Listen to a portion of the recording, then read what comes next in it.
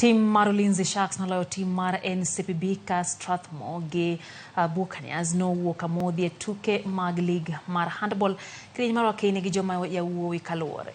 E tugo mano bagi alap ma National Stadium, tim mar wakeni mar Ulinzi Sharks yudo gonde 18 kuom 14 e kindgi kod tim mar NCPB kapok jotugo odhi yweyo. Kalodoko ni NCPB nong'awo tugo bang' jotugo kawo yweyo. Ulinzi Sharks nomedo gonde 18 manomiyo gi loch mar gonde 36 kuom 30. E tuke mamoko mano bagi alap ma Nyayo, tim mar yawuowi mar Strathmore nowuok amodhi gonde 30 gi tim mar Buccaneers ka tim mar Ulinzi noloyo Young City gonde 39 kuom 14. Tim mar Ulinzi Sharks omako thuolo mokwongo gi points 12 ka kidieny mar joma yawuowi. Tim mar Ulinzi omako thuolo mokwongo mbele jobengi ma Equity.